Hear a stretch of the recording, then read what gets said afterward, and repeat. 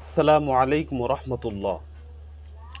যুক্ত ব্যঞ্জন বর্ণের সাথে মফলা সংযুক্ত হলে সেই মফলার কোনো উচ্চারণ হয় না।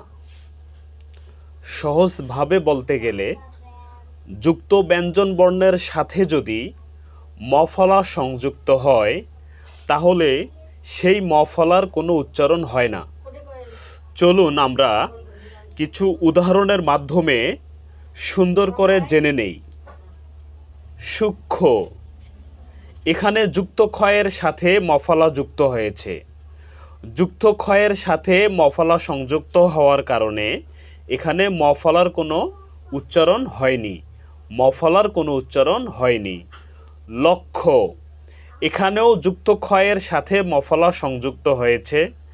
যুক্ত ক্ষয়ের সাথে মফলা সংযুক্ত হওয়ার কারণে এখানেও মফলার কোনো উচ্চারণ হয়নি। লক্ষণ, এখানেও যুক্ত ক্ষয়ের সাথে মফলা সংযুক্ত হয়েছে। যুক্ত ক্ষয়ের সাথে মফলা সংযুক্ত হওয়ার কারণে মফলার কোনো উচ্চারণ হয়নি। যক্ষা, এখানেও যুক্ত ক্ষয়ের সাথে মফলা সংযুক্ত হয়েছে। যুক্ত ক্ষয়ের সাথে মফলা সংযুক্ত হওয়ার কারণে এখানেও মফলার কোনো উচ্চারণ হয়নি। এখানে আরেকটি বিষয় আমাদেরকে জানতে হবে, সেটি হলো মফলাযুক্ত কতিপয় সংস্কৃত শব্দ আছে, কৃত ঋণ শব্দ, সেগুলো হলো কৃত ঋণ শব্দ, যার বানান যেমন অবিকৃত উচ্চারণেও সংস্কৃত রীতি অনুসৃত। কুষ্মাণ্ড শব্দটি হলো কুষ্মাণ্ড, এখানে বাংলা রীতিতে হওয়া উচিত ছিল কুষ্মাণ্ড। বাংলা রীতিতে উচ্চারণ হওয়ার কথা ছিল কুষ্মাণ্ড, কিন্তু এখানে আমরা উচ্চারণ করেছি কুষ্মাণ্ড।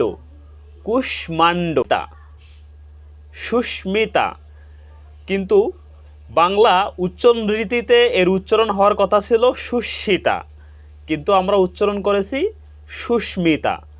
আরেকটি শব্দ হলো কাশ্মীর, আমরা পড়ি, এখানে সংস্কৃত রীতিতে উচ্চারণ হওয়ার কথা ছিল কাশ্মীর, কিন্তু আমরা শব্দটির উচ্চারণ করি কাশ্মীর।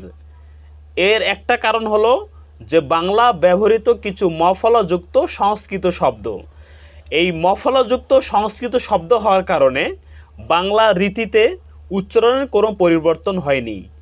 বাংলা বানানেও যেরকম এসেছে উচ্চারণেও তেমনই হয়েছে। তো আজ এ পর্যন্ত, দেখা হবে আগামী ক্লাসে। আসসালামু আলাইকুম রহমতুল্লাহ।